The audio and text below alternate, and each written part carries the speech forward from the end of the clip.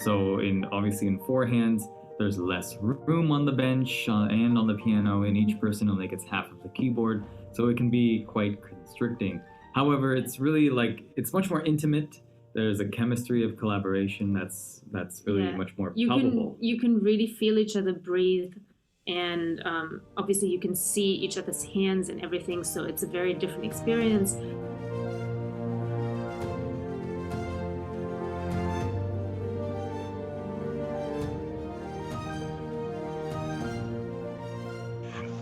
That's so wonderful to talk to you. Thank you so much for your time. Thank you. It's wonderful to meet you. Where are you based at the moment? We're based in Southern California, in Pasadena, Los Angeles. And originally, where are you from? I'm from Germany. I grew up there, studied in London and in Germany, and then came to California for my doctoral degree. Okay. And Vijay, you? I'm originally from Southern California. So my parents are from India. Yeah. So but I was born and raised here. So, and this is where you are now. Well, you probably travel all around the world to play, because I saw some of your videos. It's amazing that you did do this together.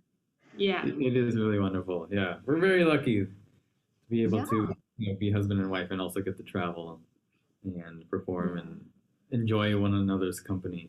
Yeah, it's a lot less lonely touring together than doing all that and just by yourself for weeks on end. So we're very lucky. Yeah. So did you study together? So for part of it, right? I did my undergrad and graduate degrees in Europe, and then I came here for my doctorate at USC, and that's where we met, because Vijay also did his first degree at USC before going. Right. Yeah, I did my bachelor's at USC. And that's where we met. We each did our own degrees. She's from Germany. We grew up on the other side of the world, so it's actually kind of wonderful how we met in LA. Started dating. It's such a lovely idea, that it's this little cliche that we say, let's make music together when you fall in love. And you're actually doing it. Living the cliche. But now, what I've recently spoken to a pianist who with a friend, they did a concert together, and we spoke about this chemistry. Now, there's no way, or there's no doubt that you have a chemistry because you're a couple, but then this chemistry that you have while playing must be amazing. Yeah, it's definitely not a given that just because you have chemistry as a couple, you'll also have it as musicians. But it definitely helps, I think, to just know each other very well. But on top of that, it's, it is years of just playing together and getting to know each other's playing and starting to sense what the other person's doing and really know that intimately. I think it's just something that takes time and rehearsal and performing and all those experiences together. It definitely doesn't just, happen just because you happen to be together. Mm-hmm. So it's kind of these two worlds coming together, and we're very fortunate. We made it work, of course, because you're always working on improving yourself, improving together, on understanding the other person and having patience for each other when you disagree. But we're also very lucky that, we function together as musicians as well as in our personal life. Yeah, because you think, well, you sometimes think a couple can't work together in a different job because they just can't work together, but they can be a couple. And it's the same that you are saying now, that it's not a given that you are able to play together.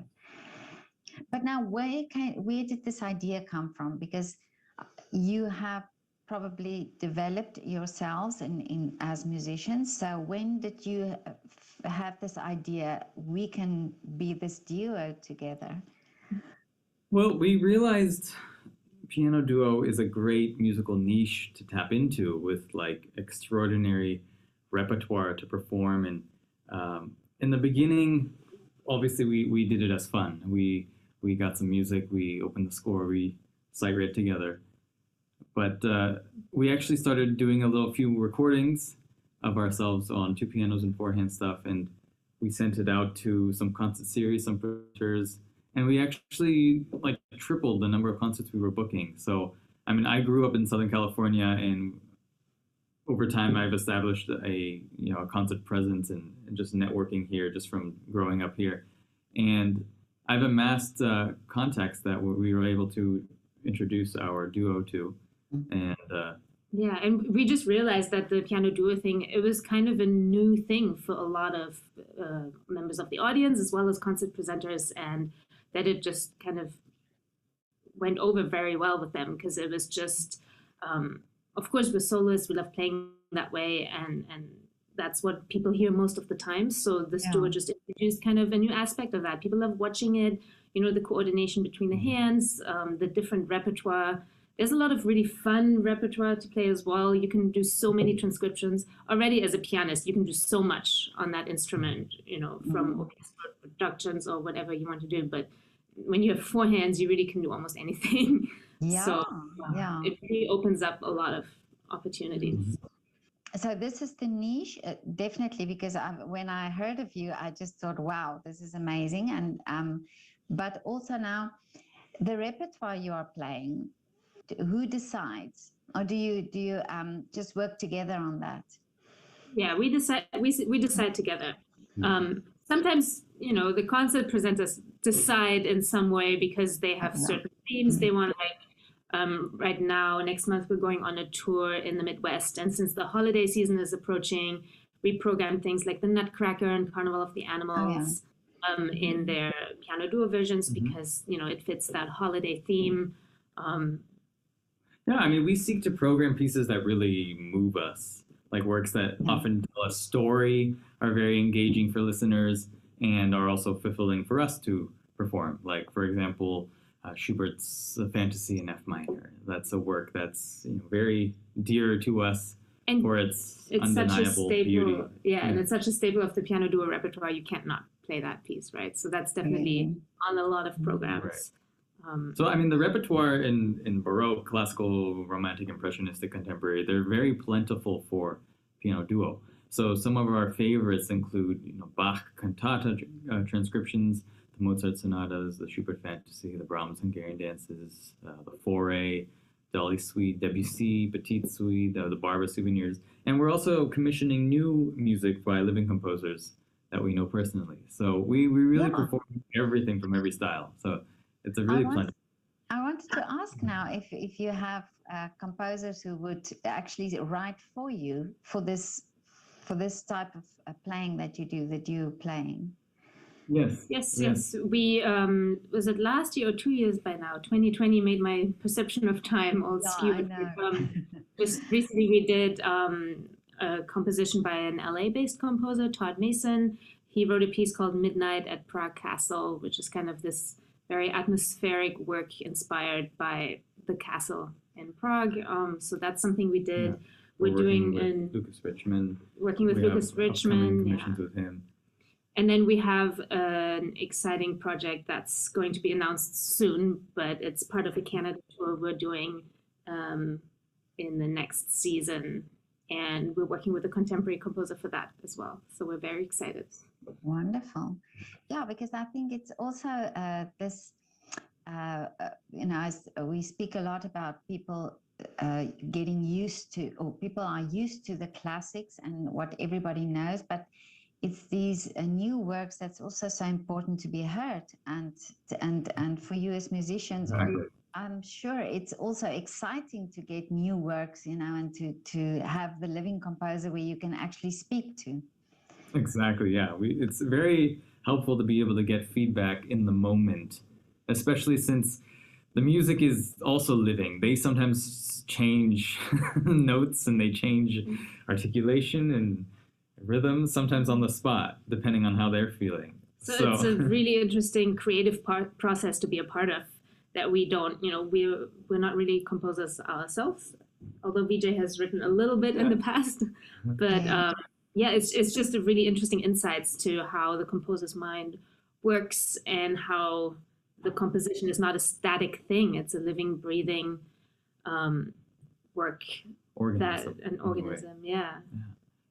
And it actually makes you think when you play pieces of Mozart and Beethoven, like, yes, the score is final and it's finished, but if they were alive, who knows what they would have changed. Yeah. So Yeah, it's an interesting perspective. that's They what change it yeah. from person to person. Actually, Chopin did that for his students. He would change the articulation and some notes depending on which student of his was playing. Right. That's why there's so many different editions and versions of the same pieces, right? Yeah, I've asked also somebody about, because of course these composers were contemporary composers of their time, and they were also human, so they probably also changed the way that they played it, or from 1 year to 5 years on, there must have been a change. And Exactly. yeah. So you play four hands on one piano, but do you also play, I've seen, on two different pianos? Yes. So performing four hands versus two pianos each has its unique elements.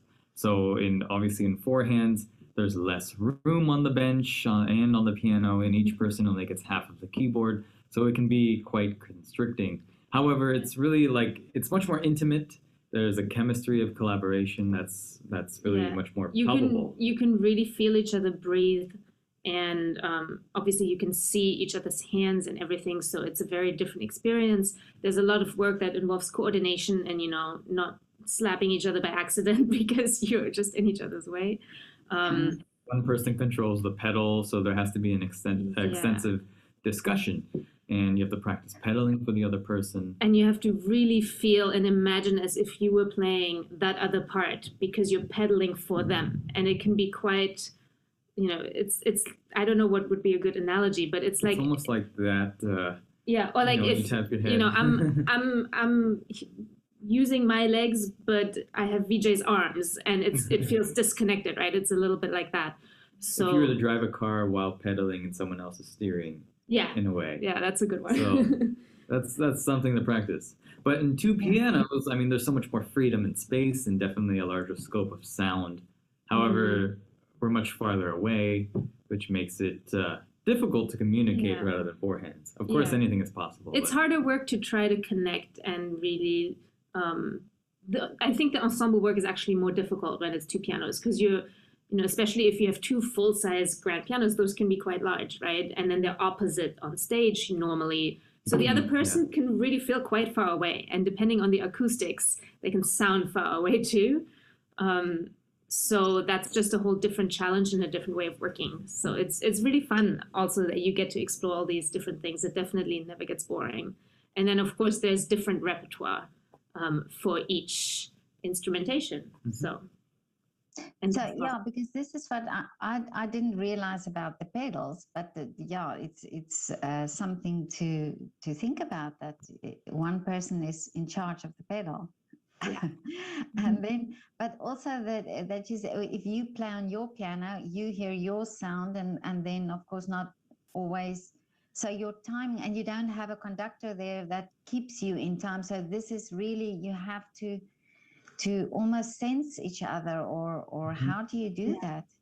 There is some visual connection. You see each other's faces, but you don't see the hands. You don't hear the other person breathe, and any gesture you want to make physically has to be much larger because of course it's further away. So definitely not without a lot of rehearsal. It definitely requires a heightened degree of empathy, being able to sense the music together as a unit, which you need to amplify each other's strength rather than competing or getting in each other's way. Yeah. So this takes a lot of practice, but it definitely helps to know the other person well. So this is why, again, being married to each other helps. I think it happens with a lot of, when you look at professional piano duos, I mean, anybody can play together for fun, and they should. It's such a great thing to do, right? But when you look at duos who really do this full time, they're either married, siblings, or have really been friends a long time. It's quite often that constellation because it's just such it's a very intimate form of chamber music, but yeah, it's also much harder to throw together in the moment because of the nature of the two pianos as well, right? Because it's essentially a percussion instrument, right? You hear the hammers and you strike the key and you get immediate sound. You can't sort of meld into it like you would with a group of strings and a piano. It's just very direct and very unforgiving at times. So you have to be in sync at all times. When you play with orchestra and when you play with other instruments of a different timbre, they kind of blend a little bit more. But if you don't play at exactly the same time on two pianos, or you'll hear it immediately if you try to play together in unison. So it's definitely challenging that way. So the score that you play, do you have to have it arranged for the two pianos, or do you just do it yourself? Either, both. There's a lot of repertoire written specifically for four-hands piano or for two pianos. There's a lot, but many things are transcriptions as well. We've transcribed some things for ourselves, when we've seen a piece we really loved and it didn't exist, or we didn't really love the existing transcriptions. But like I said, the repertoire is huge. So there really isn't a shortage of pieces to play at all. So just for that I can understand, you have two pianos in your home? No. We have one piano in our home here. And we go to Coburn Conservatory a lot to rehearse on two pianos. Oh, I see. Okay. Yeah. Fortunately, we still have access to that, so that helps. But yes, eventually we will need two pianos in our home. Because those pianos are so big, and like you say, it's you'll need the space. Well, in America, you have the space, so. In Los Angeles, though, the space comes at a price. So. Oh, is it? Okay. Oh, of course, yes. But now, when you are not playing piano, and I'm sure you have to practice a lot together, but if you're not playing together, what do you do in your free time? What do we do in our free time? It's such a cliche. We love to travel, which we do anyway because of concerts, but whenever we can, we try to get out into nature and we do a lot of hiking together. During the pandemic, we took up a love for puzzles. We did a lot of puzzles, like 1,000 and 1,500 piece huge puzzles. We actually framed them and put them on the wall. Yes, we plastered our entire apartment with puzzles. Do you also build puzzles as a duo? Or do you each have your own puzzles? Oh, no, we did it together. No, we do it together. Team building activity, right? Yeah. My goodness, you must have this amazing bond or chemistry, because not only playing together, but also then your free time, doing things together. Absolutely. We work out together. We like to go to the spa. We swim together. This makes us sound very codependent. I know. No, we've done both, right? The last 2 years have really been constantly together because of the pandemic as well. There was just, that's where we were. We got married and then immediately everything shut down. So it was actually a good revelation that we can actually stand each other. It was a good test for the marriage right at the start. So we also did. You got married just before the pandemic. Yeah, at the end of 2019. Well, the timing was perfect. This is a splendid honeymoon. Exactly. Yeah. But now, do you both come from musical families? My parents are not professional musicians, but they are amateur musicians. My mother and grandmother both played piano. That's how we had a piano in the home. And I learned from my grandmother actually the first year of my life before I got a formal teacher. And my grandfather, who I sadly never got to meet as he passed away before I was born, but he was a professional double bassist in a symphony orchestra in Germany. So there's some music in the family, but not. Which part of Germany do you come from? I come from near Wiesbaden, which is Frankfurt area, central Germany. And I grew up in the countryside, very foresty, quiet area. Oh, okay. It's Yeah. gorgeous. And And he Vijay, loves you coming. do? I love going there. Do So you I mean, my also parents no, my parents are not musicians, not at all. But they love music. So I mean, music was always like a pivotal role in my life. My mother would have the recordings of Dinu Lipati on constantly. So he was a great Romanian pianist, and his tone was so rich and lush and gorgeous, and I didn't understand it at the time, but it drew me into that sound world, and I couldn't stop listening. So um, I'm the youngest of four siblings, and they all used to play piano. So I would actually crawl under the piano, listen to my siblings practice. really? Yeah, they would take lessons. They would come home and teach me what they had learned. And then around 4 or 5, I started studying with a Suzuki teacher, Suzuki method of teaching, which is mostly based on ear training, which is very helpful. And around the age of 6, I gave like my first performance in Sacramento. I played the Wild Wow. Schumann. And yeah, it was a great honor to be selected to perform for that occasion after just like a year of practice. So definitely, it's been a wonderful journey since then. Mm. Now, I have to ask you now, this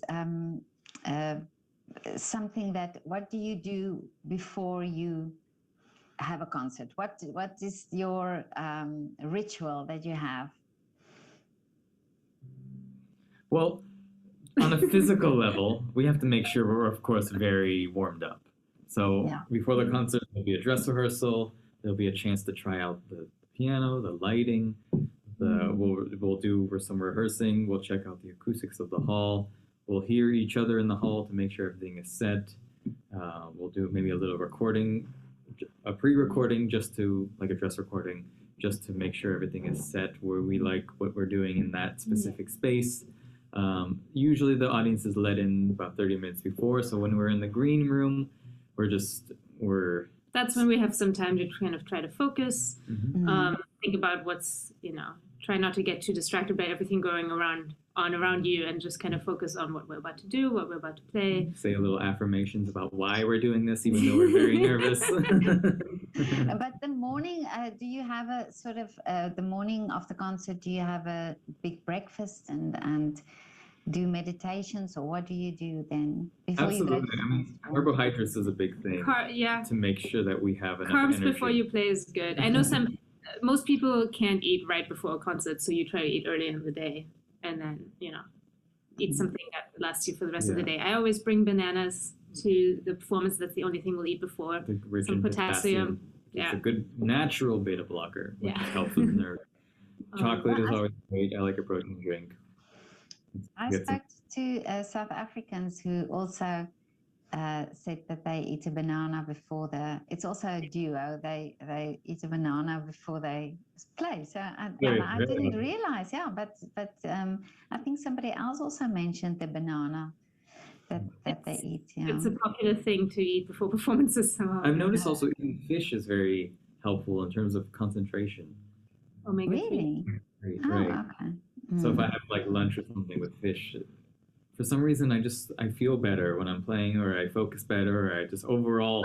It's always been it's weird. It's not I haven't tested this theory, but for some reason I always feel better. I always play better. I felt like I played better if I had fish that day for some strange reason. We should try to eat fish on the tour. Yeah. So we're going on tour in November through the Midwest for 9 concerts. So that's wonderful. the next up thing that That's we have. the next thing that's coming up. Yeah, in 2 weeks. We started performing again this summer once things started opening up. We gave a 2-piano concert in New Jersey. We had 2 recitals in LA. So slowly things were opening up. We also each perform solo and chamber music as well with other people. Okay. Yeah. Oh, so you do perform solo? Yeah, Yes, we do. Yes, Yeah. we still do our solo stuff and other chamber music on the side as well. This tour, what will you be doing, or where will you be visiting? So we start out in Montana, and then go through several states. North Dakota, South Dakota, Minnesota, Iowa, Kansas, in Nebraska. Yeah. So we'll get a glimpse Yeah. of the Middle America. We're driving right past Yellowstone National Park, and it's killing me that we won't get to see it, but we'll get a glimpse of it and hopefully be Yeah. inspired to return for a vacation sometime. I know. Yeah, So you'll just scan everything and then go back to what you want to see. exactly. Do you plan a tour to Europe as well? Not this year yet. I don't think they haven't. I don't think they've booked a lot of international things yet because it's still a little tricky with the COVID Yeah. situation. But we did last year before the pandemic. We played in Germany a few times, and there's talk about things in the future, but everything's a little up in the air right now. Mm. Okay, so and now, what do you wear for your performances? Do you coordinate your outfits? We I'm a girl. actually I have to today- ask this. I have to ask this. We said we wouldn't be this cheesy couple, but today we actually matched by accident with white and dark blue. We're wearing blue. Yeah, So it looks very corny, and it was an accident. But yeah. No, I'm all about the cheese, so that's fine. For concerts, we try to. Yeah, I have a few concert dresses, and I try to, get him to wear a tie or a shirt or something that matches those. Right. Yeah. Usually I'll wear something that's just more just neutral, I guess. So then she can wear something that's more color. Yeah. So The then- advantage of getting to wear dresses. Oh, he's a You can be more gentleman. creative. Yeah. Yeah. Usually I'll wear a black suit. Sometimes I've worn navy suits, a gray suit. So usually it just depends on what she's wearing. He's wearing the solids, and I get to wear what. Yeah, you get to shine a little bit. Yeah. Can you play with heels? Eva? Yeah, You honestly, can. I really dislike it. But I just kind of got used to it over time. I bought professional dance shoes. That helps a little. It's a bit easier to walk in. They're just a little bit more comfortable. But yeah, it's a discussion for concert artists, right? It's just Yeah. kind of a lot of people still expect, you wear a dress, you wear heels, you're supposed to be as formal as possible. Others say, well, you should wear, you're a performer, you're there to do a job, you're not just there for how you look, so you should wear whatever makes you play and perform the best. I've seen people go barefoot on stage and do that. That's apparently become a thing. I haven't done that, but I understand why, because it just sounds so much more, one less thing to think about to try to work Well, out. Yeah. I spoke to a violinist, and he was actually wishing that he could go barefoot on stage because he said that's the most comfortable to play the violin. For years, I actually stopped wearing a coat because it's just so restricting and It restricts debilitating. your movement, right? Absolutely. But it's expected. It's expected, but for years I didn't wear one, and now there's actually been some new technology in terms of the stretch of the elbows and the shoulders of some suits. So they've been adding some athletic mesh material to the inner lining of some jackets. So it's actually become a little bit more comfortable to wear. So I've been slowly progressing back to wearing some coats. Well, it's about time that somebody then, because I've also spoken to conductors who say, it's very restrictive, the jackets, and that this should be something that now, focus on musicians the way that they focus on sports. You don't see Usain Bolt wearing a suit, right? It's just you can't do a full in a suit, So how do they expect us to play this demanding repertoire in this? Exactly, yeah. Well, now what is the wish for you from here on? The wish, future goals. What are we hoping? Well, we hope, we keep our fingers crossed that things stay open. That the concert halls continue to stay open with whatever safety measures are needed, and that we get to continue performing and expand where we're performing. Hopefully come back to Europe again and perform there more. Obviously, I would love to, it's my home after all, and we do come back to see family and everything, and it would be great to perform over there more again as well. And of course, we want to continue becoming the better and best versions of ourselves as time goes on. And we won't, obviously, as years go on, we continue to change and adapt. And we want to become, in the next 5 years, we want to become the better versions of ourselves and keep learning. And for example, Pablo Casals, the great cellist, when he was 92, he was asked, why does he continue to practice? And he said, because I think I'm finally getting better.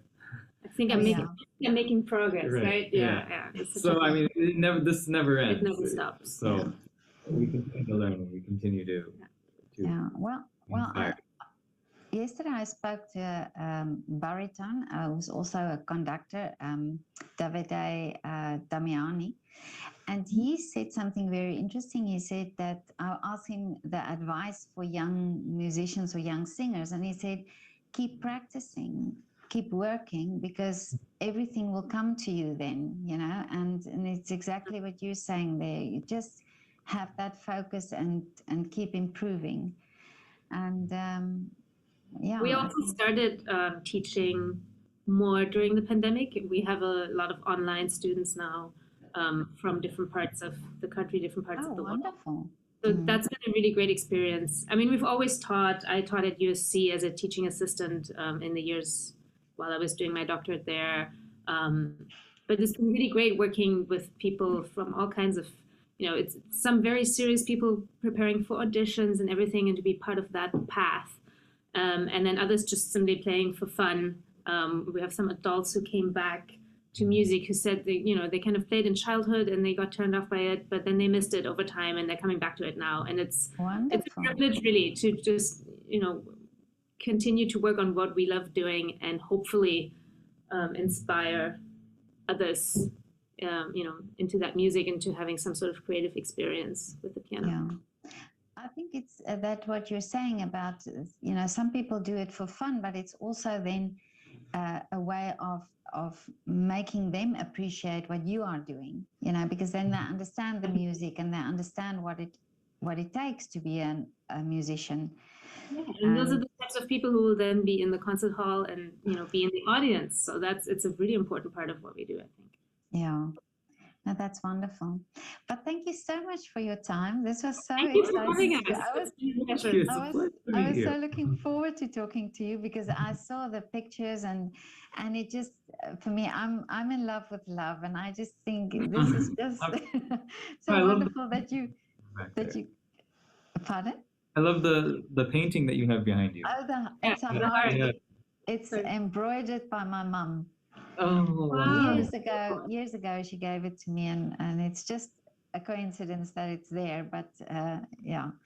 But just now, a last question: do you kiss each other before you start playing? Yes, you do. We do. Okay. It's important to remember that you love each other before you get into all that. Yeah, that's beautiful. I love that. So have a wonderful tour. And when you come to Europe, please let me know. Absolutely will. Yeah. If you ever come to Vienna, please definitely let me know so that we can meet in person. Absolutely, I would love that. Okay. Thank you. So have a wonderful afternoon. Thank you. You as well. Thank you. Thank you. Bye. Bye. Bye.